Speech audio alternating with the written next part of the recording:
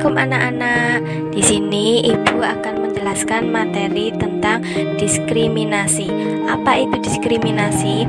Diskriminasi yaitu pembedaan perlakuan terhadap sesama warga negara berdasarkan warna kulit, golongan, suku, ekonomi, agama, dan sebagainya. Sekarang kita bahas perilaku bullying pada anak sekolah.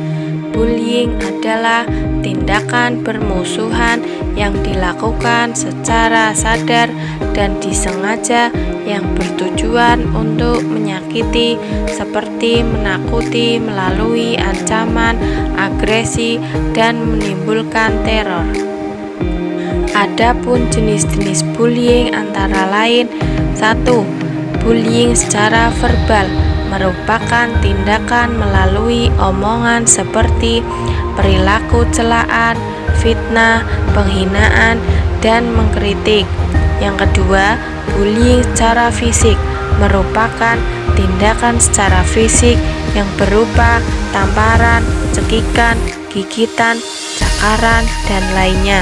Yang ketiga, bullying secara relasional merupakan bullying yang bersifat mengucilkan ataupun menghindari sesama teman. Yang keempat, bullying elektronik merupakan bullying melalui alat seperti komputer dengan cara pasang status dengan maksud menyindir ataupun teror SMS. Penyebab terjadinya bullying bagi korban yaitu: 1.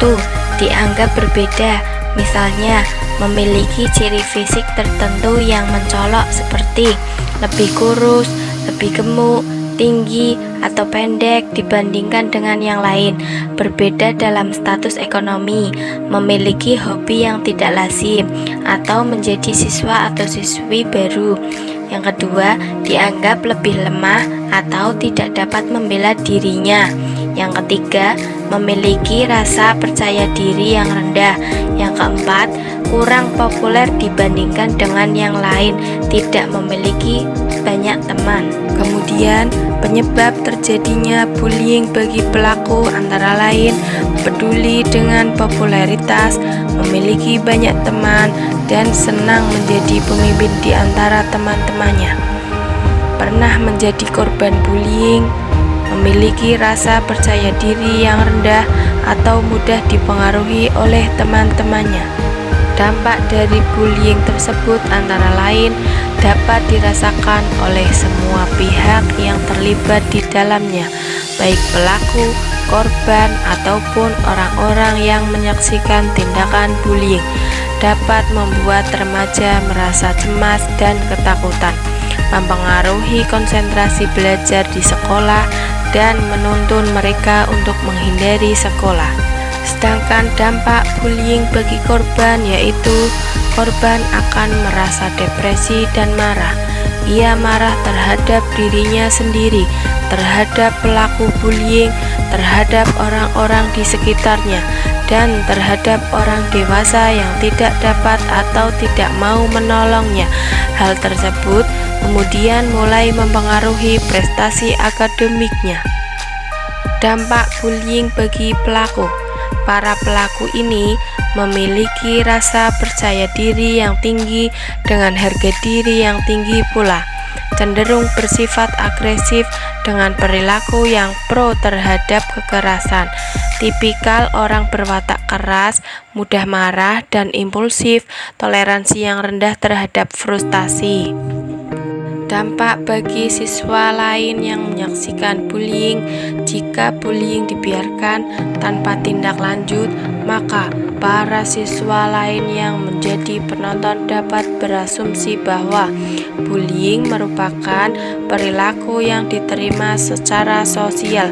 Dalam kondisi ini, beberapa siswa mungkin akan bergabung dengan penindas karena takut menjadi sasaran berikutnya, dan beberapa lainnya mungkin hanya akan diam saja tanpa melakukan apapun. Dan yang paling parah, mereka merasa tidak perlu menghentikannya. Lalu, bagaimana cara mencegah bullying? Dalam hal ini, banyak pihak telah menjalankan program dan kampanye anti-bullying di sekolah-sekolah, baik dari pihak sekolah sendiri maupun organisasi-organisasi lain yang berhubungan dengan anak. Cara mencegah terjadinya bullying yaitu: pertama, membantu anak-anak mengetahui dan memahami bullying. Kedua, memberi saran mengenai cara-cara menghadapi bullying. Ketiga, membangun hubungan dan komunikasi dua arah dengan anak. Keempat, mendorong mereka untuk tidak menjadi saksi bisu dalam kasus bullying. Kelima, membantu anak menemukan minat dan potensi mereka. Keenam, memberi teladan lewat sikap dan perilaku. Pencegahan untuk anak yang menjadi korban bullying.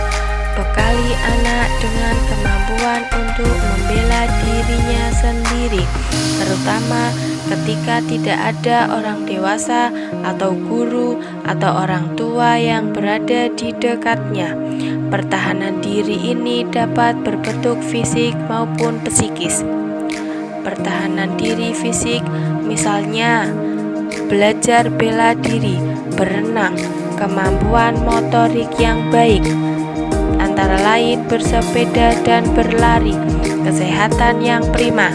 Sedangkan pertahanan diri psikis misalnya meningkatkan rasa percaya diri, berani, berakal sehat, kemampuan analisa sederhana, kemampuan melihat situasi yang sederhana, kemampuan menyelesaikan masalah. Bekali anak dengan kemampuan menghadapi beragam situasi tidak menyenangkan yang mungkin ia alami dalam kehidupannya. Walau anak sudah diajarkan untuk mempertahankan diri dan dibekali kemampuan agar tidak menjadi korban tindak kekerasan, tetap beritahukan anak kemana ia dapat melaporkan atau meminta pertolongan atas tindakan kekerasan yang ia alami. Upayakan anak mempunyai kemampuan sosialisasi yang baik dengan sebaya atau dengan orang yang lebih tua, dengan banyak berteman. Diharapkan anak tidak terpilih menjadi korban bullying, karena kemungkinan ia sendiri berteman dengan pelaku tanpa sadar bahwa temannya pelaku bullying pada teman lainnya. Kemungkinan pelaku enggan memilih anak sebagai korban karena si anak memiliki banyak teman yang mungkin sekali akan membela si anak. Sosialisasi yang baik dengan orang yang lebih tua, guru, atau pengasuh atau lainnya akan memudahkan anak ketika ia mengadukan tindakan kekerasan yang ia alami. Sampai di sini dulu ya pembahasan materi tentang diskriminasi. Terima kasih sudah menonton videonya. Wassalamualaikum warahmatullahi wabarakatuh.